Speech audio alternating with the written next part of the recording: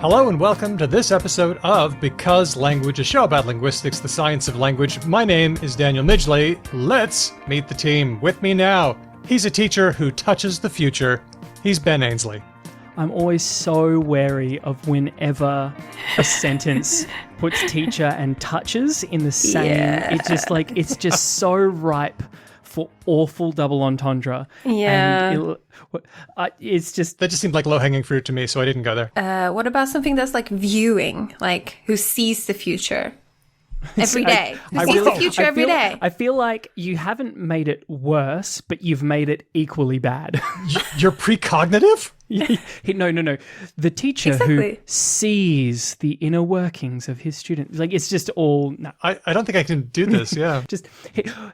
Ben Ainsley, teacher. I'm going to pivot away from that. Moving on. Moving on. She's a linguist, a researcher, and recently, most beloved radio personality of Melbourne. It's Hedvig Hurgard. You're really taking this too far. I did hear about this, your debut. Yeah.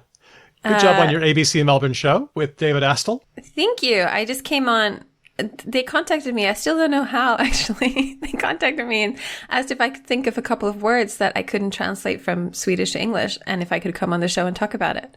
And did you start off the segment by being like, look, I'm going to be super honest with you. Now that I am living in another country, another language which I don't necessarily speak super well, I'm kind of forgetting all of my vocabulary from all of the languages.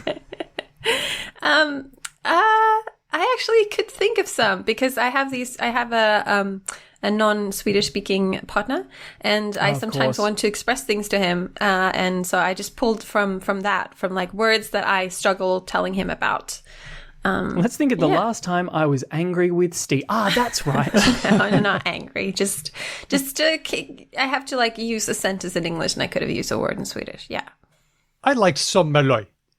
Actually, I nominated it for Word of the Week because it was in Swedish news. So I've entered it into our run sheet for Word of the Week. So I'll talk about it then. Way to ruin the surprise, Daniel. Man, spoiler alert for later in the same episode. Yeah, exactly. Speaking of episodes, this is a very special patron bonus edition. Thank you for being a patron. We hope that you're enjoying all the perks that come from being a patron, like bonus episodes, a couple of great ones just gone past. There was all of us with Helen Zaltzman of The Illusionist going through our mailbag, and also me talking to Grant Barrett about all the words of the week. That's right. It was an entire episode of Words of the Week. Ben, you missed it.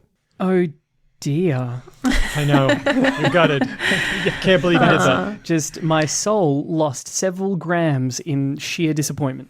Don't worry. We got more. On that, I should probably... I might just throw out like a blanket apology to listeners because this is a normal episode, right? Not a bonus episode? Yep. This is a normal episode, yeah.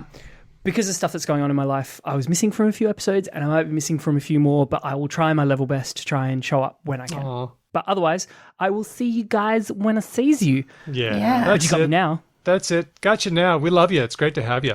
Yeah, I wasn't sure we were going to get you today, and I was positively surprised when I logged on and I heard your sweet, sweet voice. And the classic cast sound of like, bloom, bloom. Anyway, huge thanks for being a patron. You're giving us the freedom to do what we like to do, which is spread good linguistic science to the public. You're helping us to make public episodes free and available for everybody. And you're making it so that we don't need ads. So thank you very much for all you do. If you are listening a little bit later and you're not a patron and if this episode has become public, please consider joining. We are Because Lang Pod on Patreon. Shall we do a show? Yep. Okay. But now, what's going on in the news of linguistics in the week? I screw that up. I can't do it. Yeah, but now that we've said all of that nonsense, shall we find out what's been going on in the world of linguistics in the week gone past?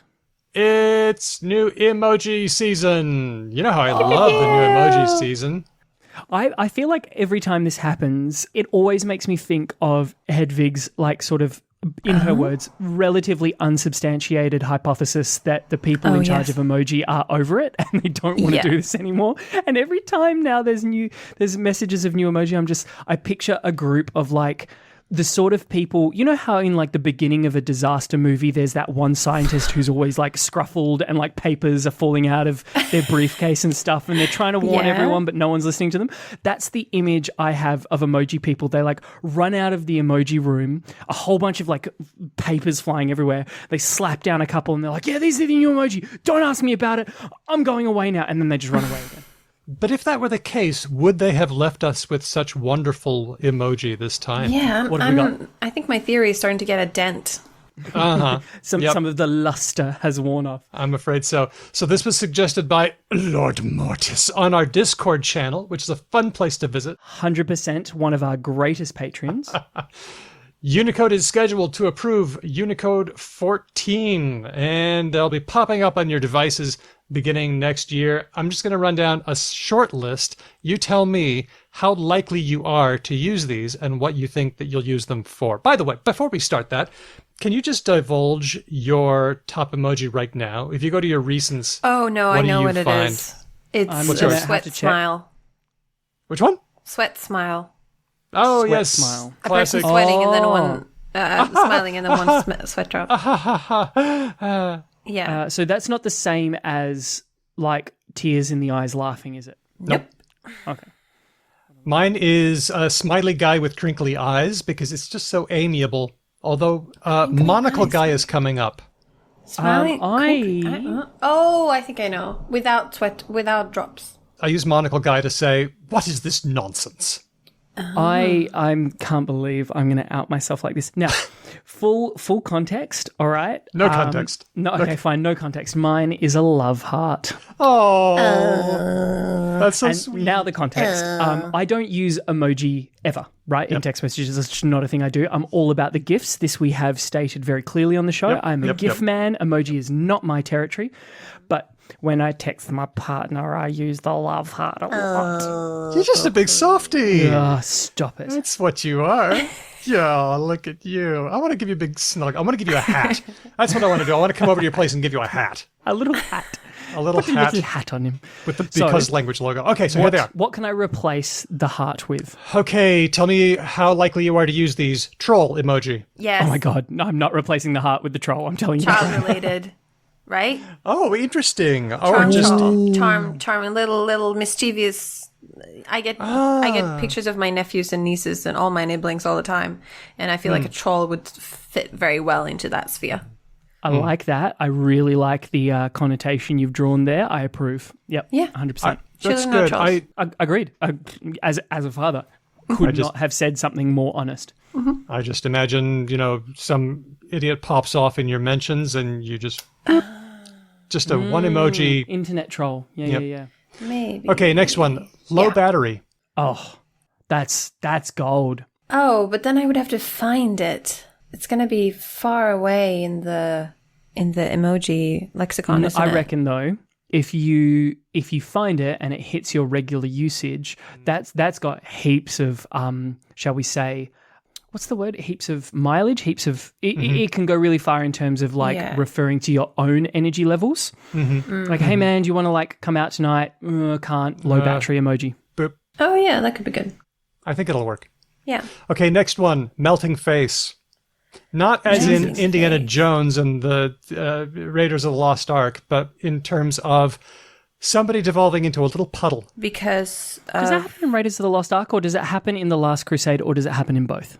It happens in both. Never mind. Carry on. No, the face melting was actually Raiders. The Lost Crusade. Oh, he ages and it looks like he melts his face. Yes. Yeah, that's it. This one, World Emoji Award says, is the most anticipated. The melting face. Yes, so you could use this to show that it's very hot. You could use it to show that you're very embarrassed, or you wish you could melt away, or that you're experiencing a sense of dread. It's, people love it. People are really into this. There we go. Okay. Man with swollen belly, also known as the pregnant man emoji. Okay, well, look, it's niche, but I guess that makes sense because there are men in our world who get pregnant. I must say that these emojis in general, the little family ones, there's families with like 2 fathers and a child, 2 fathers and 2 children. I don't use any of these. Like, No. I don't use them. I don't use the gendered one that much. Even even the mermaid and the merman. You haven't procreated yet or anything. So like, but I have, and I don't use them. Yeah, that's true. I have as well, them? and I also don't use them. I just felt like Hedvig saying like, I don't use these like big family emojis. Like, well, you okay? No, but honestly, I also don't really use the gun emoji very much. I don't own guns. But I don't know how to express it, but like what kind of meaning would, if I am a family or if I'm talking to someone who has it, the only time I would use it is right when they announce that they're pregnant and then not ever again, almost. Like there's the communicative function seems very low. Are people, I don't know if there's like, I'm not a particularly like happy families, family type guy. That's not my speed or anything. I'm wondering if people who live that life a bit more fully, like who really like throw themselves into like the family world, maybe they're using these a lot more. And maybe people like gay couples and whatnot who have kids, maybe they sort of feel like they want to use those a lot more because that sort of stuff has been kept from them for a really long time. I definitely think that if we're going to have them, we should have them representing all the things. I definitely support this. Like, this sounds great. I'm just saying that all of them, I'm questioning their... I'm questioning how often I'd use, or how often almost anyone would use any of them, regardless of genders and constellations. I just feel like they're not so much communicational as representational. Like you have them. Yeah, right. That's true. And we have everybody. I mean, we have been adding emojis that aren't purely communicational. But is that a good idea? Is I guess what I'm saying. Well, we've got them now. Yeah, we've got them. We've dug this hole. But was that a great hole to dig? I'm just saying that I think they should be communicative. I know some people who like to do like, have you seen these like little visual stories with emojis? Like yes, make a little forest with a house in and then send a new message with a forest and a house and two people outside of it. And then a forest, like little flip books. So they'll love this stuff. Yeah. Well, I think for the man with swollen belly, it's going to be used in exactly two contexts. It's going to be used by alt-right jerks to say the world has gone crazy, and then it's going to be used by other people to say, "Oh, I ate too much." And I would like to say there will be the third niche of trans men who are pregnant. Yes. Yeah. People who are trans men who are pregnant might use it. I guess I kind of skipped over that one because it was really, really obvious. But yes, I agree. That's kind of what we're talking about here. As like the edge scenario is it will be used as intended. And then there's a whole bunch of other stuff. Yeah. Are people already using the preggy ones as food baby? I hope so. Yeah. Anyway, what's up next? Next one. Hands in the shape of a heart. Heart hands. Oh. Yeah. Not an emoji yet, but will be. Okay, next one. Lip bite. Will you use lip bite? Ooh, that's very hang on. What saucy? kind of lip bite? It's sexy lips. Sexy? It's sexy. It is sexy lips. Arr, arr. Very Rocky Horror in a way. Time is fleeting. You could say it could be a sexy emoji and thereby take a load off of the smirk emoji. You know, and looking to the side and aubergines smirking. and the peaches. Yeah. Well, I feel like this one is more flirtatious, whereas aubergines and peaches are far more on the explicit end of the flirting. So, like, maybe they're trying to fill out the roster, like put a few more on the bench for, like, your repertoire when you're trying to do low-level flirting. Is it clear that I haven't had to do this for a really long time? It sounds like it's probably clear.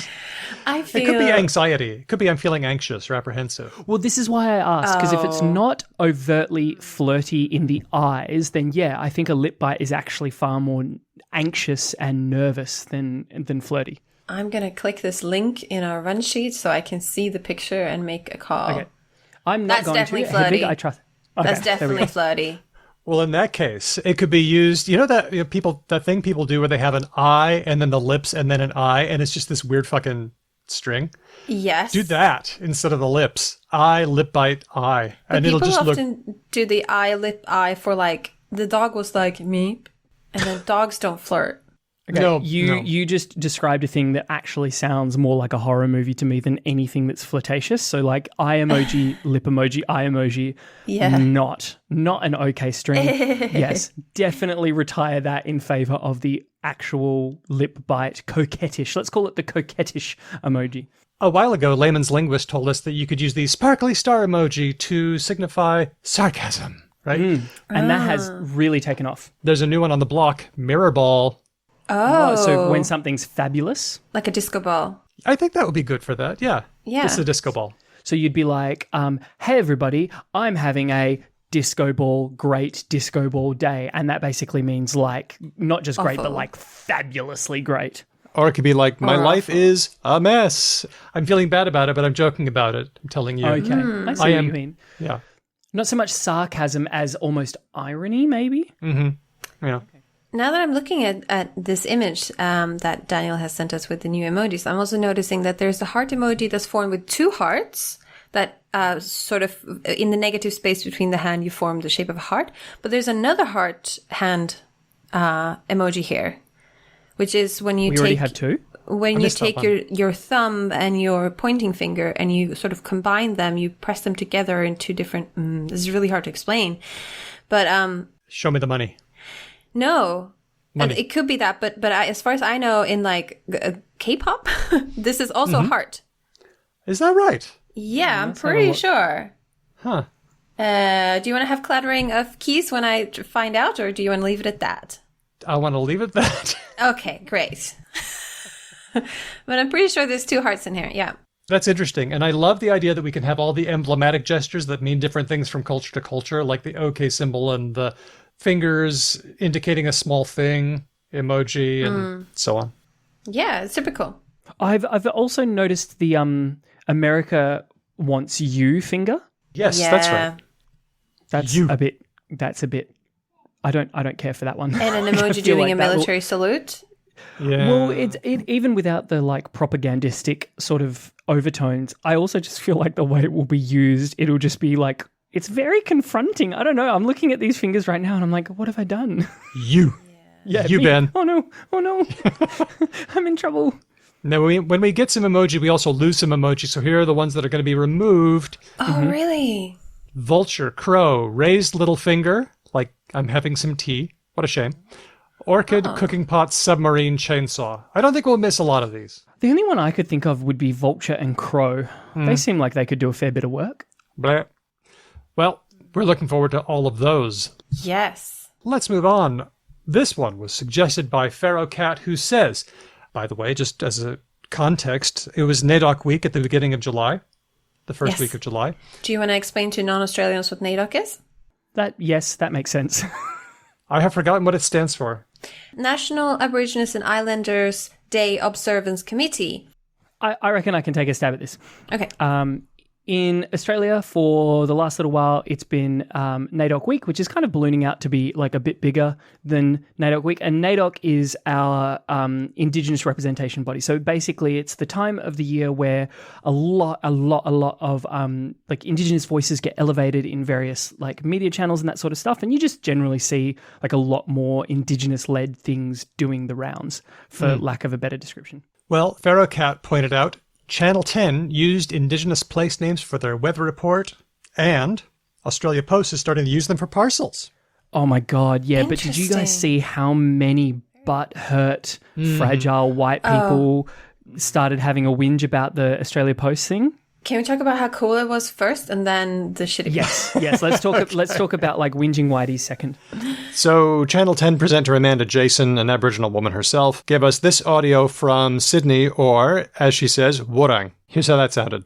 Weather time now, and here on Channel 10 we're doing weather a bit differently during NAIDOC week this week. We're acknowledging traditional place names, and I'll begin in the city that we're coming to you from, Wurrung, Sydney, on Gadigal country, heading for a sunny day of 17 degrees after a chilly morning, 0 this morning. And on the other side of the country, my traditional home on Noongar Budja, Boorloo, Perth, can expect more showers today and a top of 17. That is really cool. Wicked.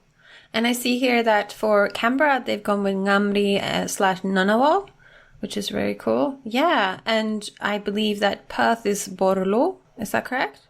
Boorloo.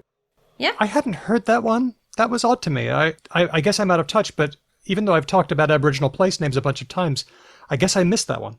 I'm wondering if that's like a Neo-Noongar word that has been constructed to represent Perth, because prior to white invasion, I don't think there would have been any strong concept of a place called Perth like that. That was several different tribes of the Noongar nation who were just sort of like, hanging out in different interacting areas with each other. Yeah, exactly. Yeah. Like the Swan River is really big, and the Swan Coastal Plain where we live stretches for like 100 and something kilometres up and down the coast. So there was heaps of different people. There might not have been like, I think they might have been maybe better off going with like the word for the Swan River, but either way, I think it's cool that we've got a Noongar word for Perth, Borlu. Now, Australia Post, it looks like Gomeroi woman Rachel McPhail has been petitioning Australia Post to include Aboriginal place names in addresses. So I decided to look up how you could do this on a parcel. There's an example on the ABC News site. Link on our blog, becauselanguage.com. To just like real spoiler alert it for people, like, you know how on an address label there's like 4 or 5 lines where you can write stuff? Yep. They added an extra line. That's it. Like it was pretty crazy. So it would say something like Rachel McPhail, Wiradjuri country, and then street address, 50 Example Street, Collimon, New South Wales, 2701, Australia. Right. I feel so sorry for the person who lives at 50 Example Street. They're going to get so much. They're going to get hammered. Oh my God. So to be clear, this doesn't replace what's known as like the city, like the thing that accompanies the postcode. So you're still writing Melbourne or Canberra or whatever place you're in. This is just like an additional way to specify it. Just like we were saying before, it's essentially representation, right? Yep. It doesn't make any sort of meaningful structural difference to how anything is being processed. No. Although I do believe, and I should probably have checked this before I say it out loud, I think you can leave something off now, and if you have the Indigenous name in there, it will compensate. Does that make sense? I would love it if that were true, but that's not the recommendation from AusPost. Instead, you are supposed to put the traditional name just under your name and ahead of the entire rest of the address. So it doesn't actually replace the suburb name. Maybe that's to be expected because we don't really have suburb by suburb replacements. It might not work like that. Possibly, but it might replace... Actually, what am I talking about? If you've got a bloody postcode in there, it doesn't really make any difference anyway. No, yeah, postcodes are pretty darn smart. Is the thing that's what... Anyway. Yeah. They're very Moving helpful. on. Okay, moving on. Do we want to talk about Audacity, or is that too insider baseball-y? No. I think given our listenership, it's probably not. Yeah. So the free audio editing and program... you should leave all of that in, by the way. Okay. You should leave that entire... All right, then, here we go. The free audio editing program Audacity is under new management, and because we use it, I use it to edit the show, and lots of podcasters do. Maybe this is relevant. I heard references to Audacity now being spyware and sending your data to Russia, personal info, because of the new user agreement. So what have you heard about this? I haven't heard about this at all. Okay. I heard about it from a friend, and I told you because I knew we were using it, and I was unsure of how serious it was and how much they were sending. And so we should also say to listeners, Audacity is really, really popular because it's quite easy to use and it's free. And it does a great job. I mean, if you find the editing of this show to satisfaction, that's thanks to Audacity. It's open source. So it's a bit scary, yeah, when I heard this. Can I, without any knowledge about it, which is just kind of my default mode. It's your brand. This could go one of two ways, right? This could be 100% and completely benign, right? Because sending small amounts of user usage data back to some sort of parent company to figure out how to like build better products is kind of the default. Like, I promise you, except for the tinfoil hat people listening to the show, nearly every single app on your phone does this, right? Like, guaranteed. They are sending some data. But to the company that you think you're interacting with. Yes. Yes. But like, I mean, I don't necessarily know, for instance, let me just open up my phone for a second. Let's look through some of my apps. I have, so my podcast app is Pocket Cast, right? I don't know who owns Pocket Cast necessarily. Like, I don't know who the ultimate parent company of that is. I'm sure that data is getting sent somewhere, like what I listen to, how long I listen to it for, where I pause, all that kind of stuff. You know, like, Hedvig, I know you watch TikTok. Like, TikTok notoriously is just ferociously attentive. I don't watch TikTok. That's Daniel. What? I thought you TikTok. I don't watch TikTok either. Okay. Neither of us watch TikTok. I thought you TikToked, Hedvig. No, I don't. No. Why are we whispering? I don't know. I don't know. Sorry. This is going to go nuts on the compression. Okay, all right. I will start talking normal again. I don't watch TikTok. I was told by my brother, who's very similar to me, that it's a time hole, and It is I know myself 100% a time and hole. I know him, Yep. so I didn't download it yet. So let's strip it back to the simple things. Like, from what I understand of software development, tracking usage information is the standard, not the exception, right? Like, every piece of software is now doing this. So that's situation number one, right? Totally benign. Going to use that data just like everyone else is using the data to improve the user experience, because that's just what everyone does now. Situation two, dodgy shit. Nightmare Big Brother. No good. Yep. Okay. So I would be interested to know whether it's situation 1 or 2, because that difference matters like a lot.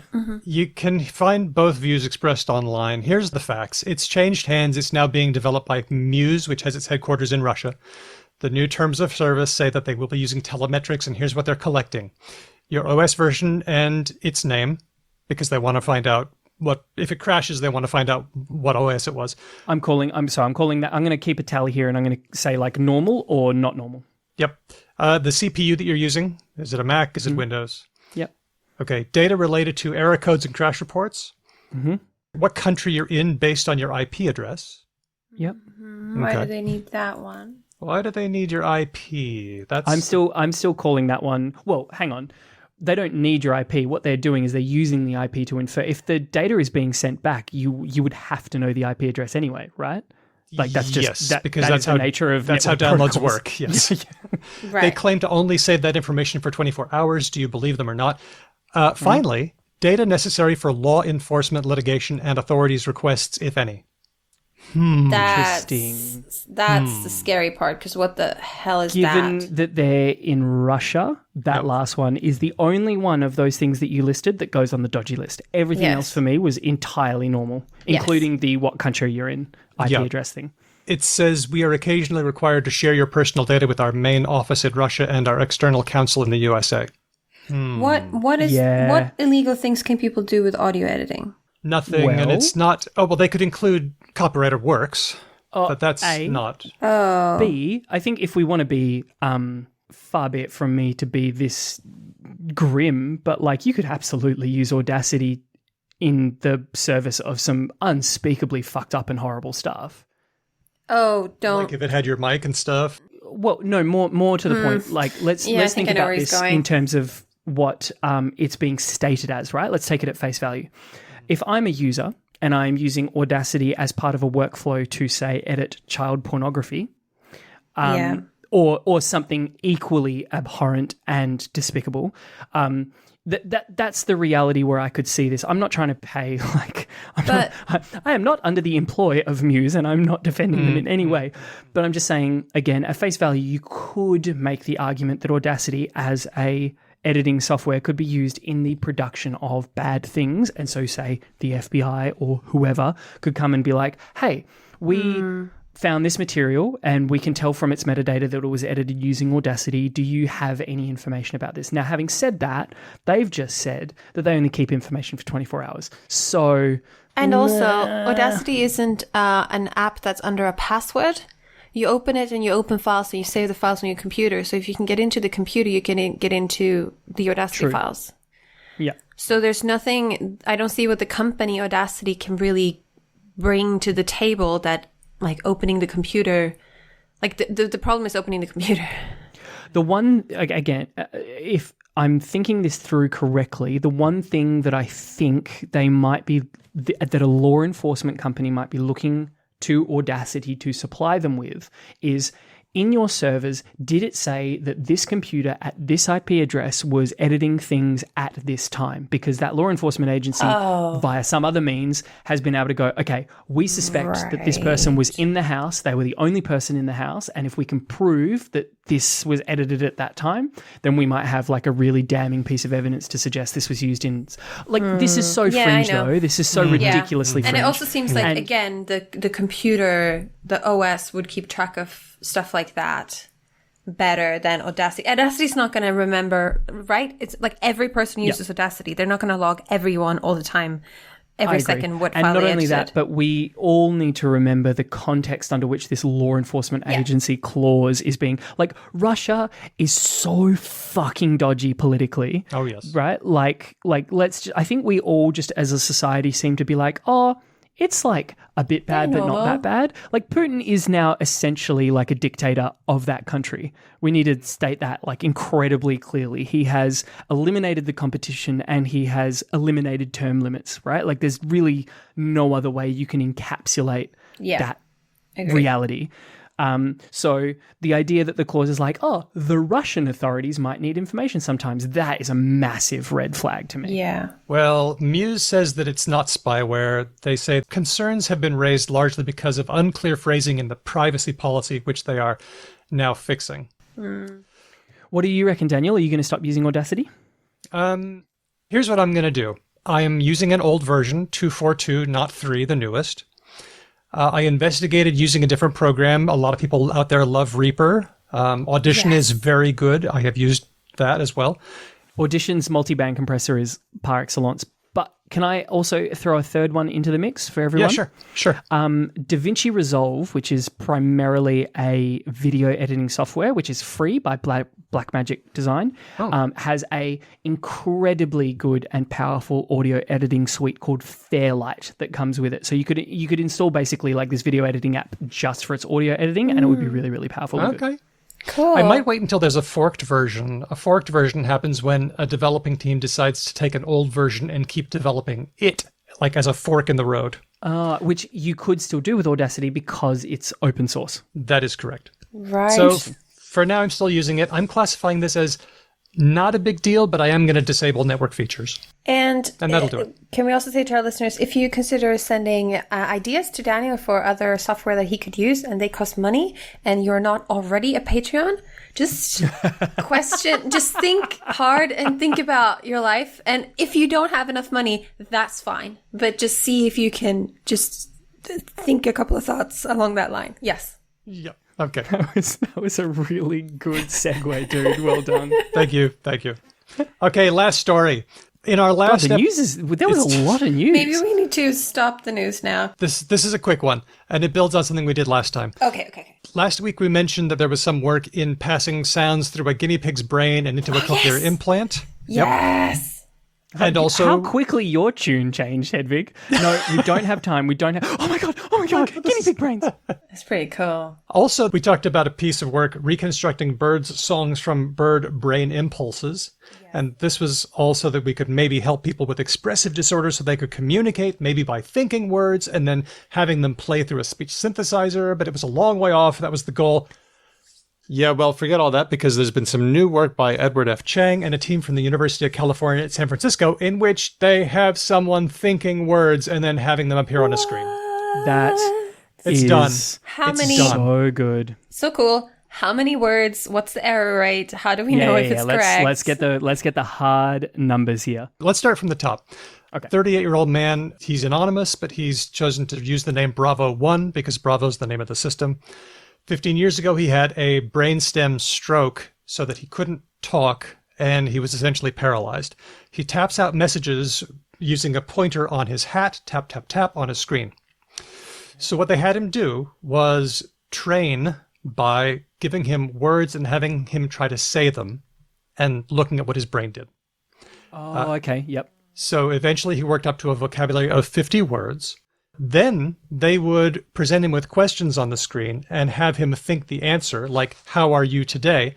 Or would you like some water? And because they knew his brain signals, it was able to figure out that he was trying to communicate, I am very good, or no, I am not thirsty. They were able to get correct words and sentences as much as 93% of the time at 18 words a minute. Now, just for comparison, we're doing 200 to 250-ish just talking like this. Yeah. So it's pretty slow. Yeah, super But slow. that's good accuracy. And because you got 50 words in the bank and they're working on more, he can say a lot of stuff very slowly. Wow. But this is just miles ahead of other work. Is it better than the tapping? Well, it's much faster than tapping because if you watch the video, okay. and there is one on our website, it is pretty slow. You can only do like 5 or 10 words a minute. So this is something. Do they hypothesize if there's some sort of upper limit to how much the machine can learn based on the brain signals? Like, so they've got 50 now. Is there anything stopping them from getting that to like 3,000? They could do. I mean, they've been going on. I don't know what the limit is. I wonder if a lot of words look similar once you get the vocabulary to a finer extent. Yeah, Once you get to like dog or cat might like randomly come out as one or the other or something. I don't know. And would that be a question of, I don't know if this is the right word, but it's the word I'm going to use, like resolution of the measurement instrument, right? So at the moment, I'm assuming they're doing the classic like bunch of electrodes onto the head kind of thing. It's pretty invasive. It EEG. uses an array of electrodes that are placed onto his speech motor cortex. Oh, wow. Okay, so it's not the external sticky pads. It's like in there. That's right. Oof. Wow. That is interesting. It's also pretty, like, classically humans don't do super well with an invasive, like, item. Yep. Right, in their body. Like, that has a shelf life. The body does not like having stuff stuck into it. So that's, I hope we can figure out better ways to manage that. But what an advance. This is really really cool. something, and I'm very impressed. I feel bad about covering those earlier stories because it just seems like, oh, okay, well, that's all been superseded now. Which is great. Which is Yeah. fantastic. But wow. Yeah, no, wow. Super cool.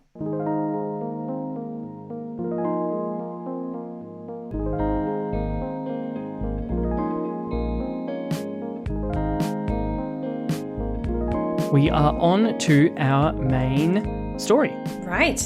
We're back onto our main story. Yes, we are. We are in some drama, aren't we, Daniel?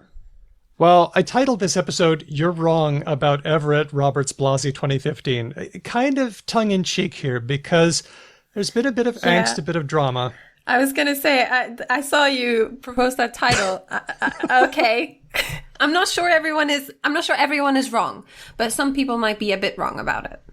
It was more a nod to a podcast that I've been listening to of that title, You're Wrong About. So that's a little hat tip to them. Okay. Wonderful. So what happened was, last week there was a tweet from the Decolonial Atlas. Who I think we generally think do really good work, right? Yeah, they're great. They're Yeah. like The They're super. Decolonial Atlas, we give like a massive double thumbs up to. Yeah, Yep, follow them. totally. They have a great Facebook page as well and Twitter. Yeah. The tweet was this: the level of moisture in the air affects the elasticity of our vocal cords. Languages with complex tonality have generally not developed in very cold or dry climates, suggesting that human language is ecologically adaptive. And then they cite a map from Everett, Roberts, Blasi, 2015, saying that there's a link between humidity and tone. Sound familiar? Yes, we covered it Yeah. in 2015, I'm pretty sure. Some of those names sound very familiar. Yep, Caleb Everett, Sean Roberts, Damien Blasi, they're all researchers that we have had on the shows, in some cases multiple times, and who we respect very much. However, tell me if you disagree. I have come to feel that this work is not solid, and I don't encourage people to use it. I think that we're going to get into a more detailed discussion. My general stance pre us having this discussion is that I think the idea makes sense to me, that there can be small effects on things like how likely you are to be able to produce a tone with your vocal folds, and therefore how likely that is to develop in the language.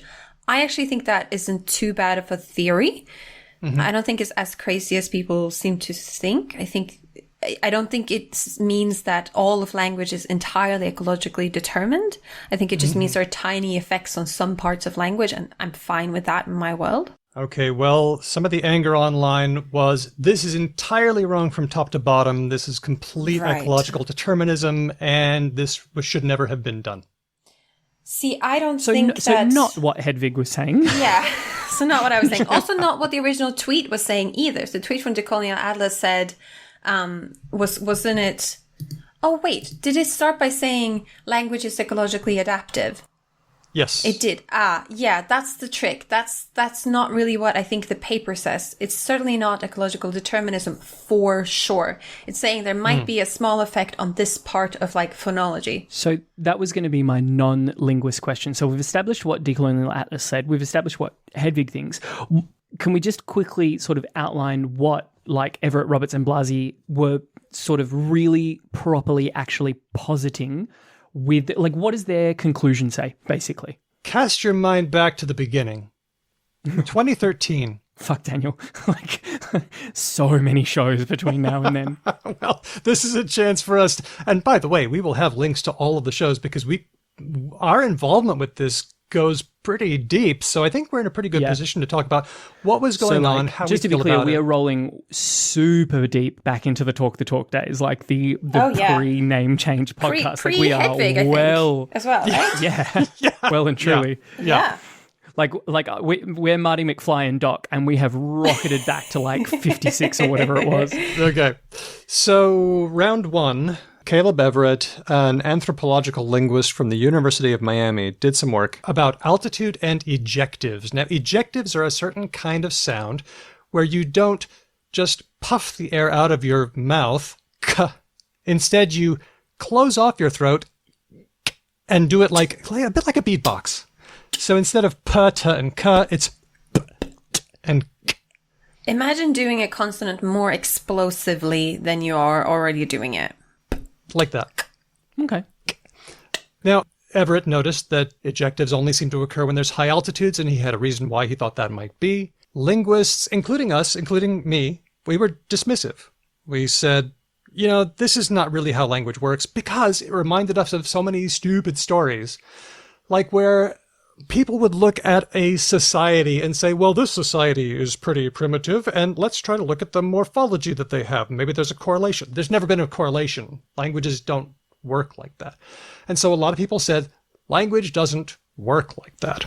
So that was the first bit, our original dismissal. But the important part is the original colonial racist argument is much more general than any of these specific arguments, and much more like, I've read grammars where they say things like, oh, the natives of this place aren't capable of complex thought, therefore they don't have complex syntax. Those are the kind of statements people are having in the back of their minds. And I think these statements from this paper, although be it some of them have been disproven and things, are much more about, like, for example, the phonology and the place, which I think are of a different kind. You can see why people would resist this, why linguists were like, this looks sketchy as hell. And I thought so too at the time. I thought, well, this is a good example of bad linguistics and how not to do it. Caleb Everett, for his part, got in touch, said, hey, I'd love to talk about it, and I'm working on round 2. And round 2 turns into the paper that we're talking about in this episode, right? That's it. This is round 2, humidity and tone. We talked to Caleb Everett in episode 198. And it was one of those things where he'd done a lot of background work. And he was also joined by our friend Sean Roberts, who has this habit of approaching people he disagrees with and says, hey, this could be stronger. Let me work with you. I don't think it's right, but let me work with you to see if we can iron out any problems, which is amazing. Yeah. And if it turns out that you are wrong, we're going to publish it anyway, aren't we? Is sort of what he seems to be saying to these people, because he also did it with Keith Chan that we've covered earlier with the future tense marker and loan. Economy, savings. Yeah, that's right. So that's such a cool thing to do. And he's really good at picking up problems. And he did. He picked up problems. He picked out that when you use ANU's database of tone and you try to match it to humidity, it works. But when you use a different database, the foible database, it falls apart. Mm-hmm. It doesn't work at all. So... not robust. not robust results. And the thing about this was known. I mean, people were angry at the team for doing what they thought was bad work, but in fact, it was Roberts that revealed that the results weren't robust. He'd already said this. Like concerns were being put to the paper that had already been addressed in the paper. Because Twitter, right? Yeah. Right. I mean... yeah, because we read headlines and not body text. Then there was round 3, and it was consonant vowel proportion. Not consonant. Everett says it's not proportions. It's vowel index, which is kind of a measure of how often vowels are used, how strongly a language relies on vowels.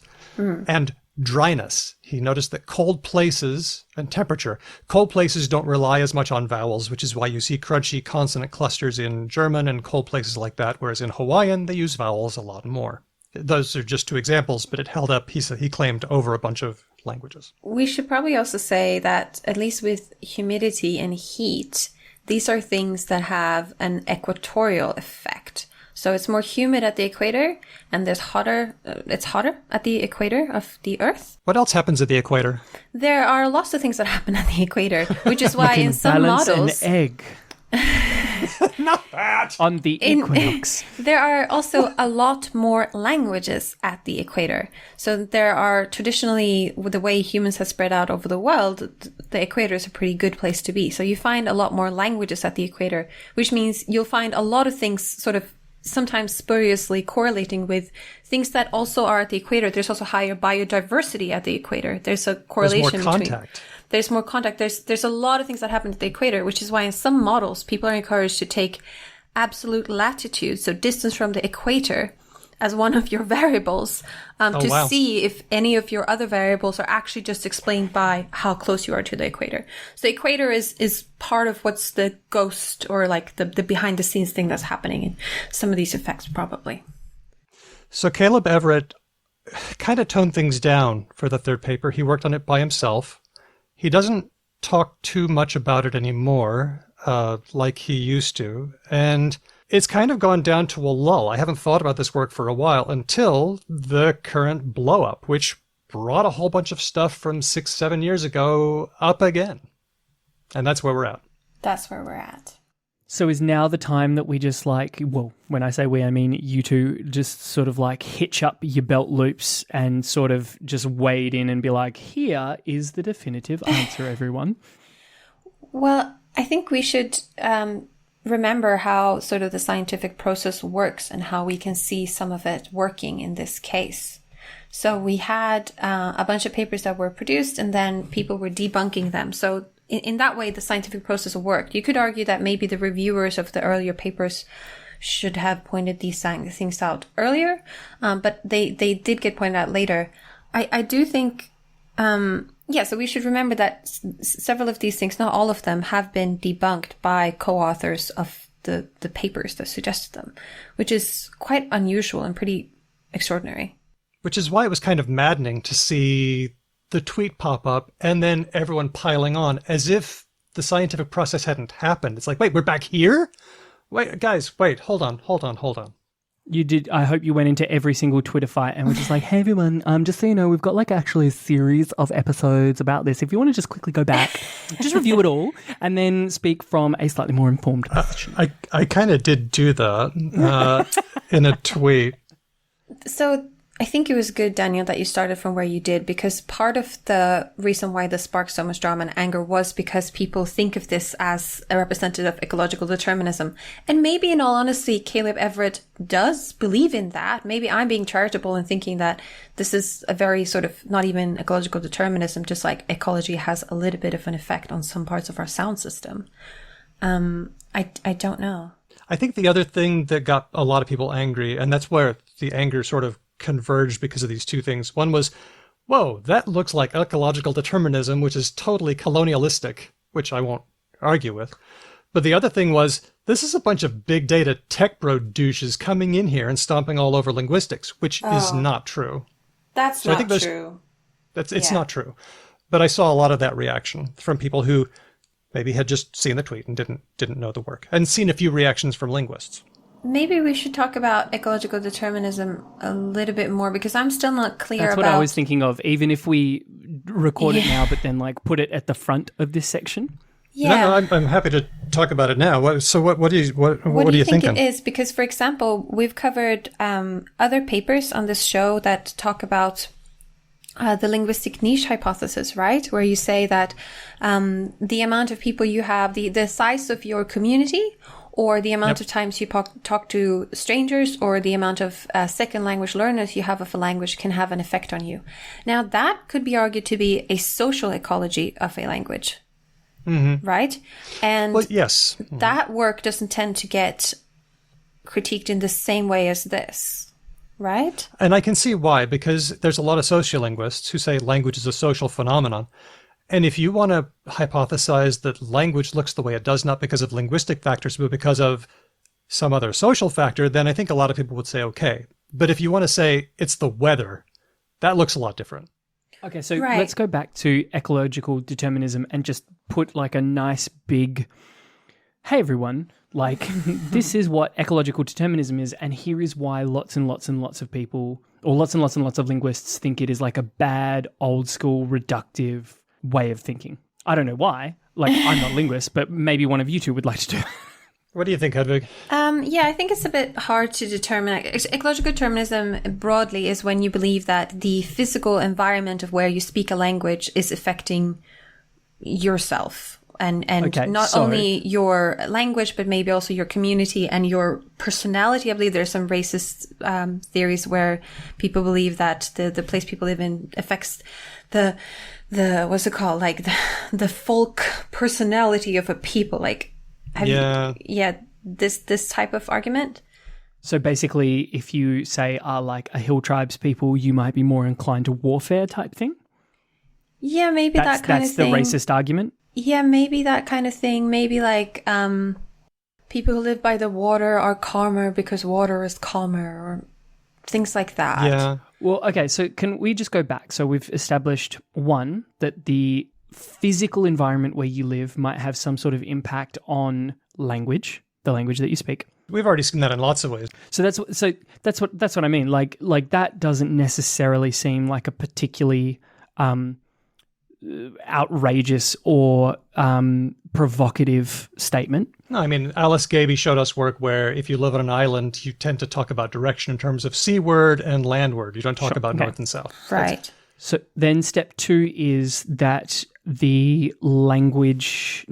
Step 2 of ecological determinism is that it might go beyond linguistics, and it might also impact the sort of like broad cultural temperament of a group of people. Yeah, and also that there is such a thing as like a temperament of a people. I think in general. And ecological determinism sort of like categorically says A and B are both simultaneously true. I'm not entirely sure, because there's very few people who are around today who believe and publish under these kinds of frameworks, right? I'm drawing on like old racist things I've read from the 1920s and 30s, and they didn't even necessarily call it ecological determinism.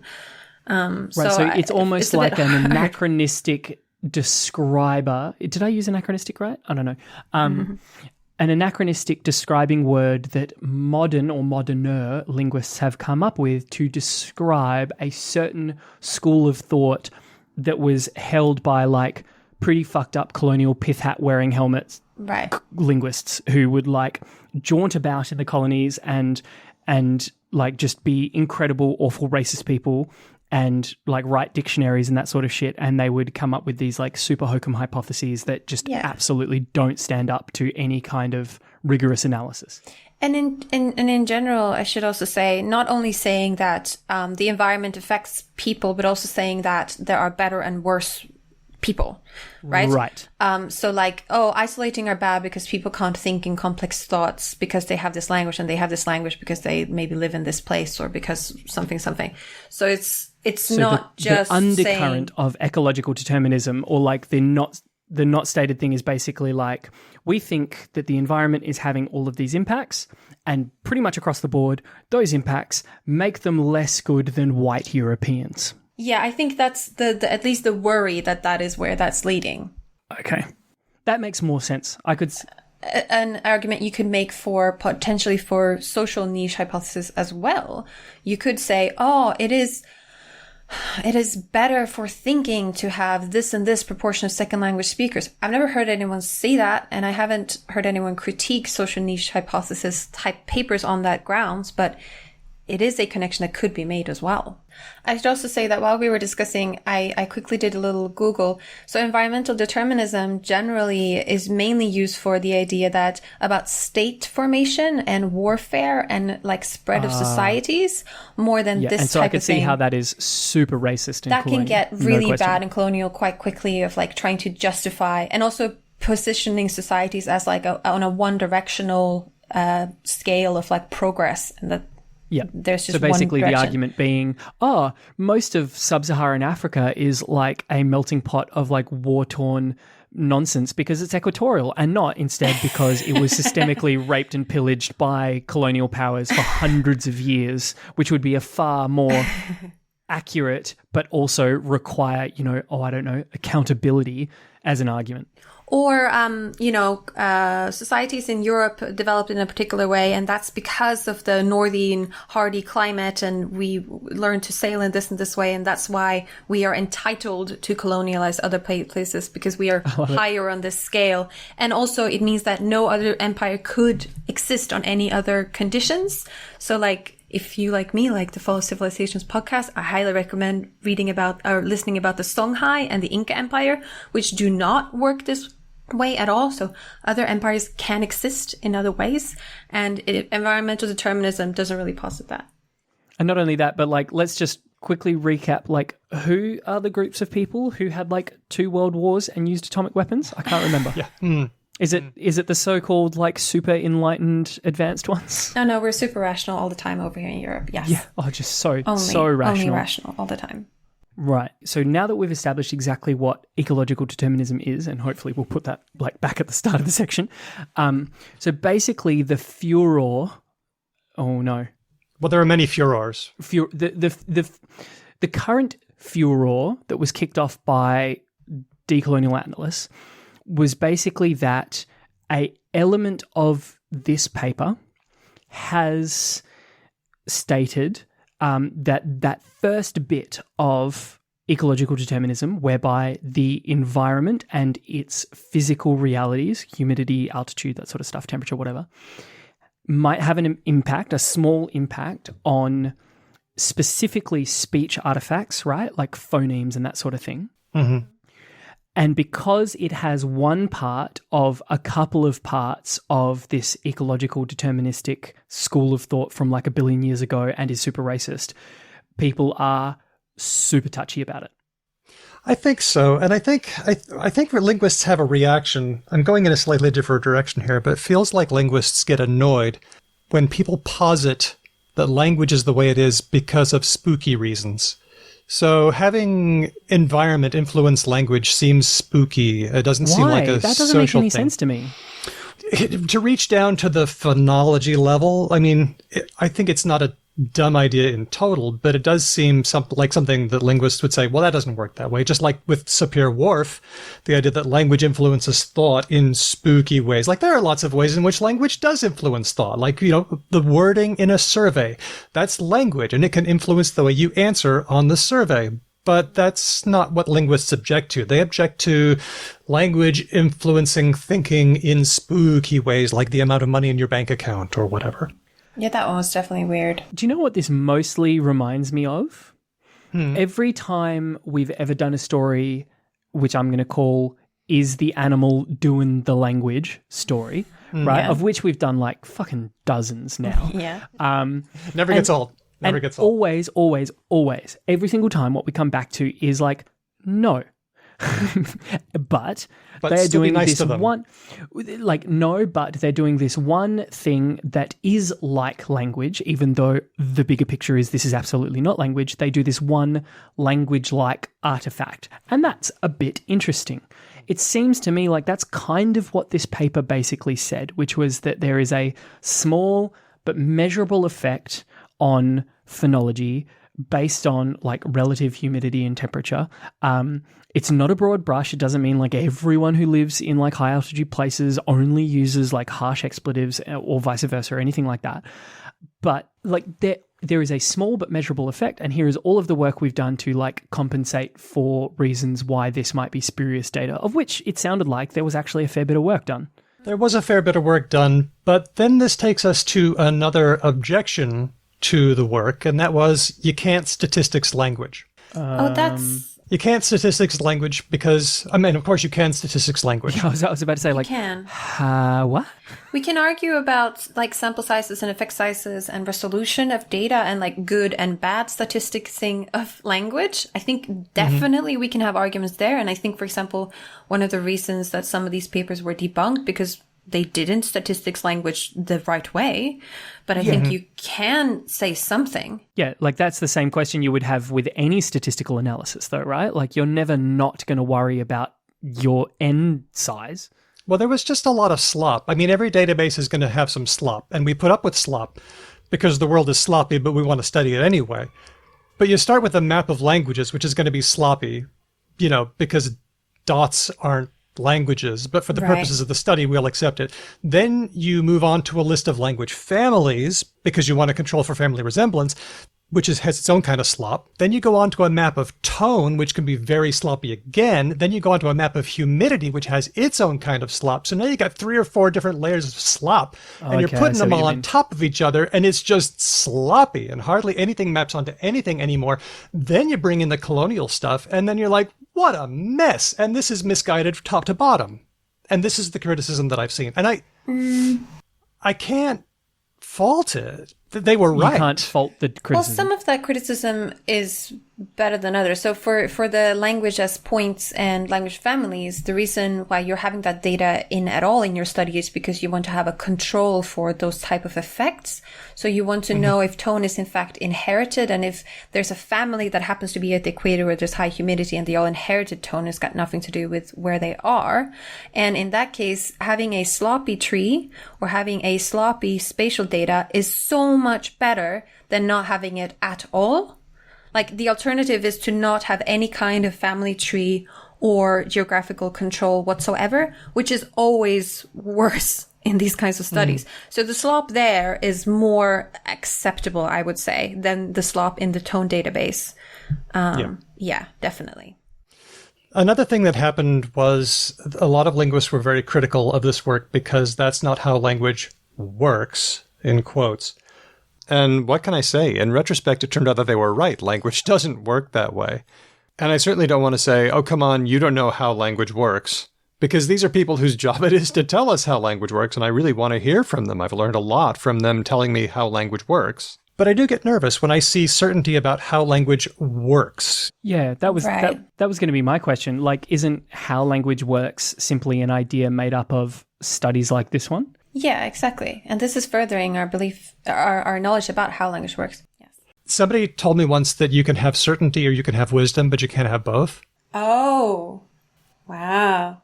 That's a good one, isn't it? Yeah, I like it. You can have certainty or you can have wisdom, but you can't have both. And when I see a lot of certainty about how language works, well, we still have a lot to learn about how language works. That said, the people who said that's not how language works, they were right. I would have been right if I listened to them, but would I have known I was right? This is tough. I mean, the problem with that as a theory is that all disruptive work is bankrupt, right? Like it is impossible in the system where you say that isn't how language works, or put whatever word you want instead of language, right? That isn't how technology works. That isn't how society works. That isn't how justice works, or whatever it is. Nothing can break the dominant ideology in a system like that, right? You cannot have a seismically disruptive idea in any field where that field is, well, that's not how technology works. That's not how transport works, right? But that's not how continental drift works. Yeah. But at the same time, I sort of sympathize with some of the critiques of this body of work. So, by the way, the critique that's been floating around on Twitter and other places haven't been only at this paper. It's been at, I think, very much Caleb Everett as a person and the spawning of these type of theories. And people find them objectionable on these grounds we talked about ecological determinism, things like that.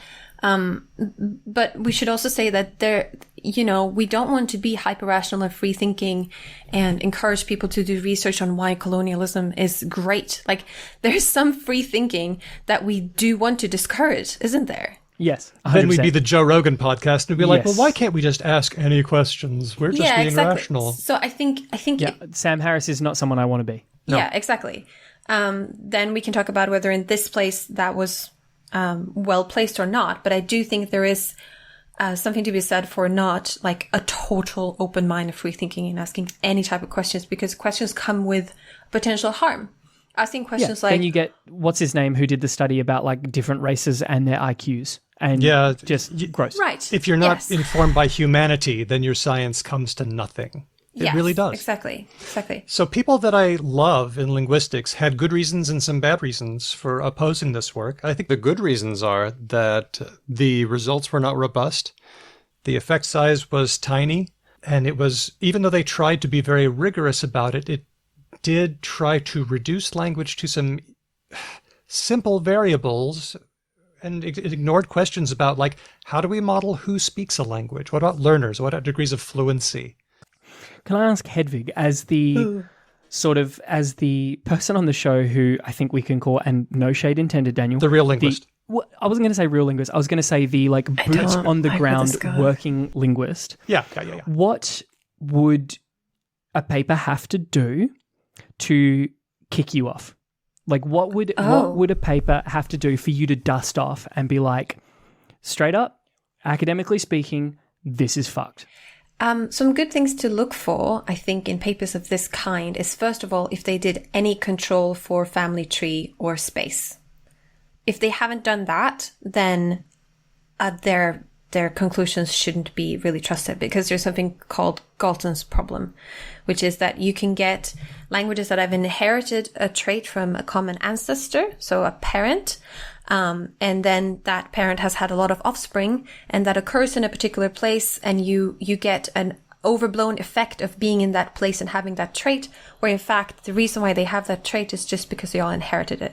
In other words, you think you're looking at 17 different things and they match up, but you're actually just looking at one thing. Right. So it can inflate data. Exactly. So you get inflated effect sizes. We should also maybe say what an effect size is.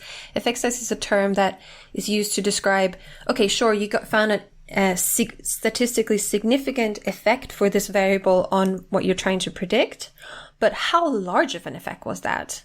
If it's a tiny effect, then it doesn't really explain most of the data. So that's what effect size is. Are we talking R values or P values here? We're talking coefficients here. This is different from p-value. You can reach significance and still have a tiny effect size. Exactly. You can have a tiny effect, but it could be significant. So like studies about men and women and how good they are at various things can't really work because they're all socialized into being men and women, so it can't work for that reason.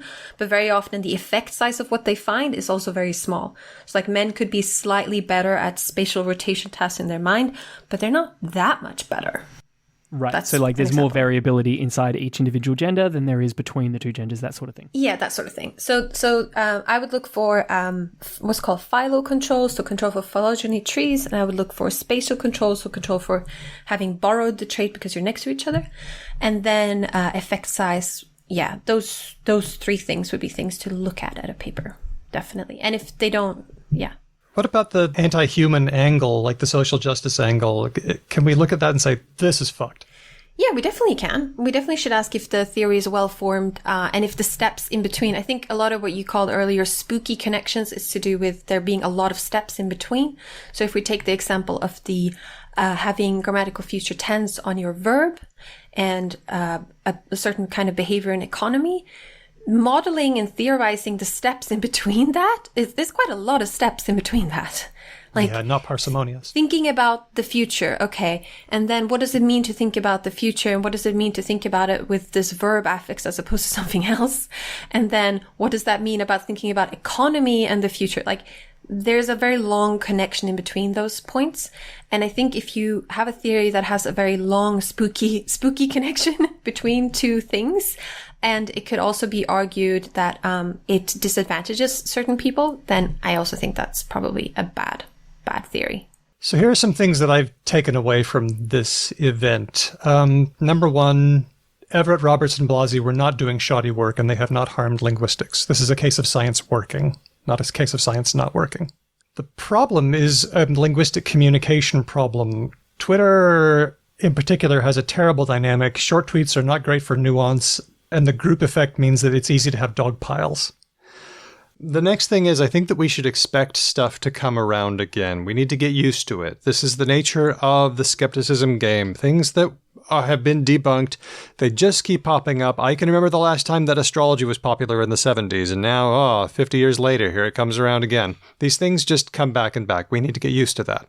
What I wish we would do is refer to work that's already been done and be less reactive and more thoughtful. Fight for justice. Be strong in your beliefs, but use a little bit of, and nobody needs a lecture from me on this, be a little better at the kind of thinking we call slow thinking, and maybe watch out when you try the fast thinking. And just exercise intellectual humility and try to be a good listener. That's the best I got. Yeah, and we should say all these theories. So the thing that Caleb Everett is being accused of is that these theories are ecological determinism. So we have the altitudes and ejectives, humidity and tone, and consonant and vowel and heat. I don't know if this is something anyone else cares about, but sounds of a language and our articulatory organs are physical manifestations of language. And to me, they don't say a lot about people's value or thinking or anything like that. I don't really think of sounds as connected to people's worth or cognitive abilities or anything like that, which is also why I'm not so as worried about this work. It seems like connecting a physical thing, humidity or altitude, with another physical thing, sounds. And that seems like, even if it turns out that all these papers are disproven, it doesn't seem that controversial and linked to me. Am I making sense? Yeah, definitely. Hedvig, you felt nervous about attacking this topic. How do you feel now? Do you feel like we did a good job? I still feel nervous, and I think that there might have been things we missed in our review that we didn't think of. And I think that we have thoughtful listeners who will get in touch with us if that's the case. Yeah. I hope so. Can I just mention, like, academia seems really bitchy. Like, I've never seen two accountants duke it out about, like, philosophies of accounting. It's just so strange to me that academia, which, again, ostensibly, and maybe I'm just engaging in some, like, Eurocentric thinking here, which is supposed to be all about, like, rational thought and evidence and blah, blah, etc., seems to have a lot of people yelling at each other. Well, I can see why that would be the case when language is a proxy for so much that's deep about ourselves. I was going to say that. Okay, exactly. Fair enough. We have to remember, language often gets to be a stand-in for culture and worth in a way that linguists often forget about.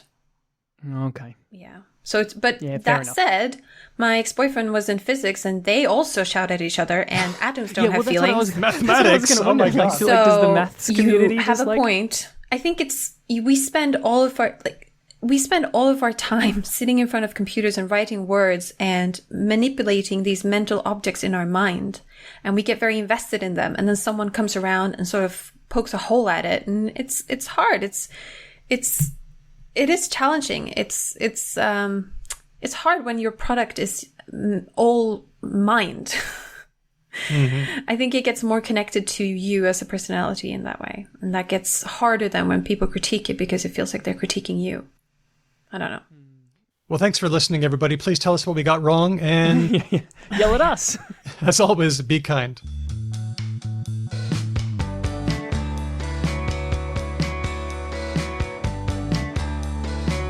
Shall we finish off with words of the week? I want to finish off with words of the week. The words of the week. The words of the week. I just laid down the beat and I just trusted that someone would come in there with something, and Daniel, always reliable.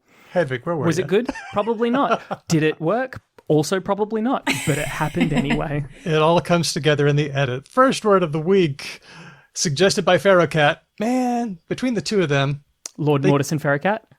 And Diego and Aristema. Oh my God, everyone just keeps us going. Just doing the Lord's work. Mockdown. I don't know for sure, but I bet I can guess what this is. This one's from Urban Dictionary. A half-hearted attempt to apply restrictions and rules to control the spread of COVID-19, either applied too late, not strictly enough, or too confusing, contradictory, or involving some kind of tier system that no one fully understands. Hello, Scott Morrison. I'm going to also call a version of this that I've been using in my head based purely on this particular nation. When I say this particular nation, not Australia, but the one I'm about to name. Australia. The American lockdown. That's how I think of it. Because America just classically did so poorly in the initial sort of run of coronavirus. Full credit, doing real good on vaccinations. So much better than Australia, who really have just fucked the dog on that one in every conceivable way. One of our words last week was stroll out. Oh, I like that. I've had my both shots now. Oh, good for you. You're vaccinated. I'm vaccinated. In a couple of weeks, I'll count as vaccinated because I did it just this week. But yeah, pretty excited. Yep.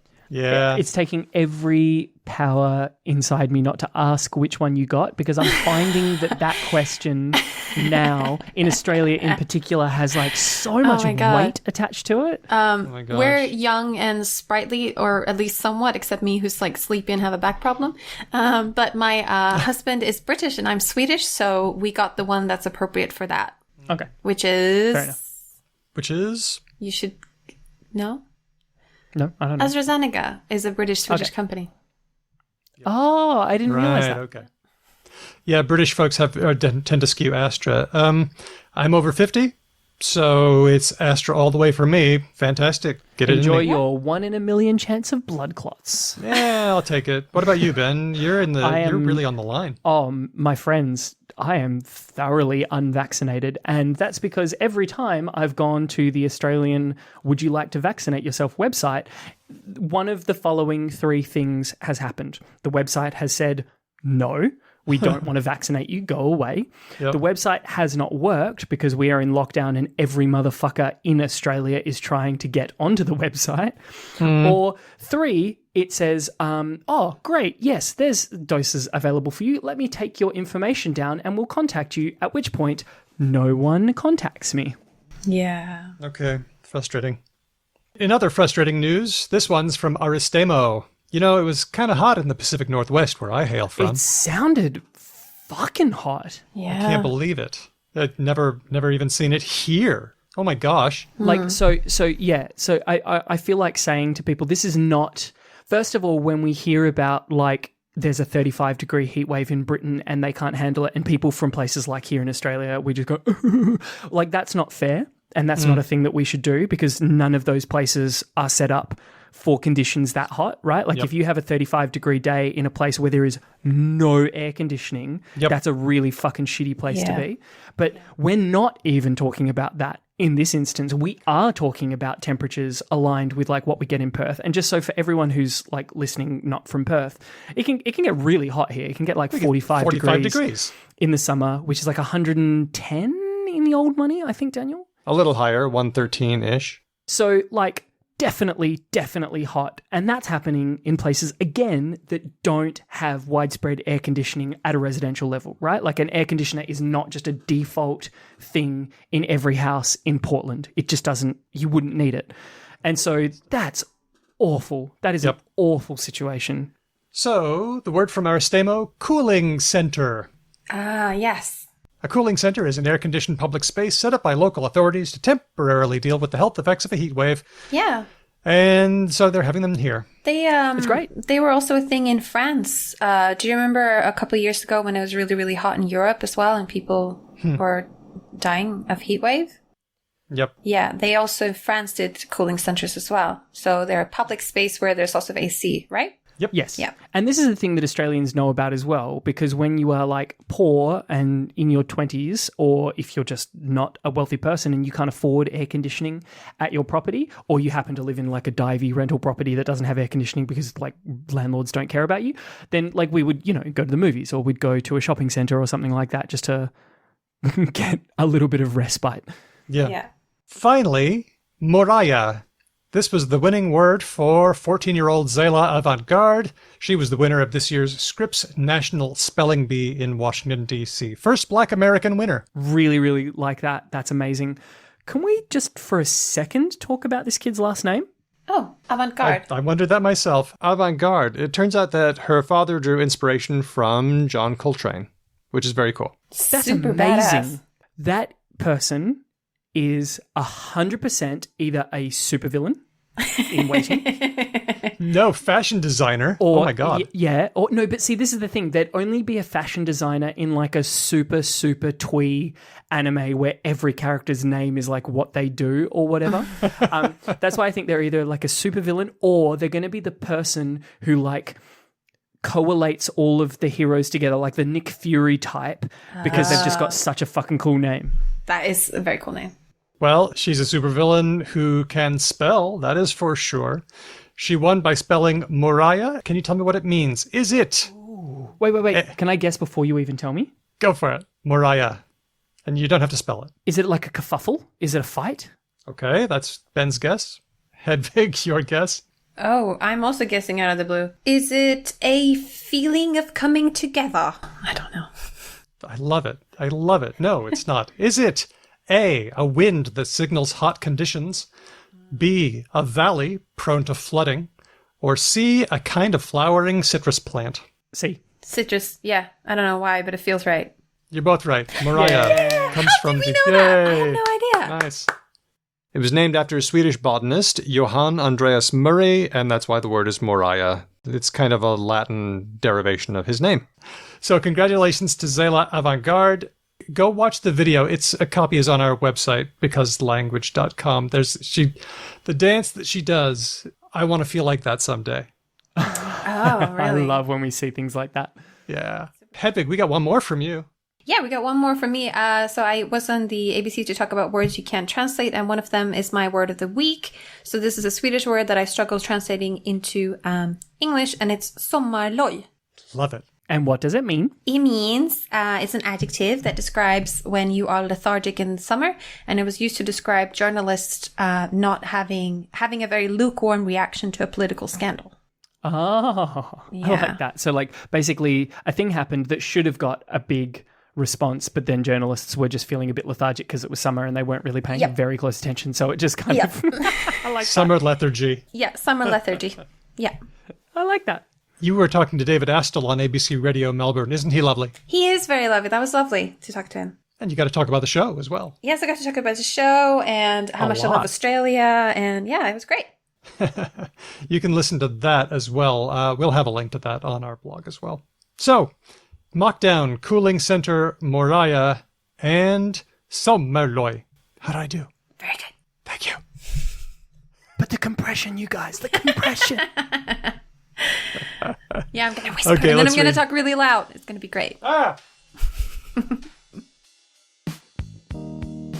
If you have any questions, comments, or just want to say hi, you can get in touch with us in a bunch of different ways. Daniel is on all of the things, but here are a few of them. Facebook, Twitter, Instagram, Mastodon, Patreon, TikTok, Clubhouse, and Substack. You can also, if you are so inclined, send us a nice old-fashioned cup of tea and a biscuit email. hello@becauselanguage.com is how you can craft such an ancient but lovely bespoke message.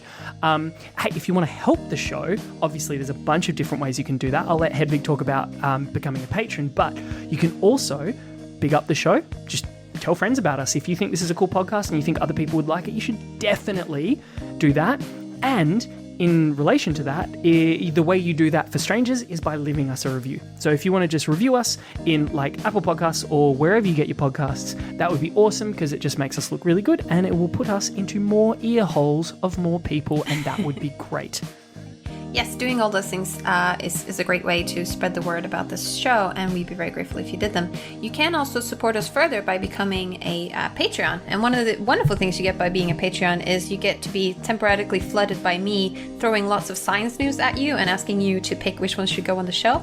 I think it's mostly fun for our patrons. What do you think, Daniel? I think so. They voted on which stories they like best, and we're going to present that in our next bonus episode. Yeah, exactly. So if you support the show, you do that by becoming a patron on Patreon, and you can find us by searching Because Language there. And that money goes to making these episodes and releasing them for free without us having to do any ads. It also goes to our lovely Maya Klein of Voicing Words, who provides transcripts for the show, which means that people can search them, and people who want to access our content but aren't finding it very easy to listen to it can also read it, which is great.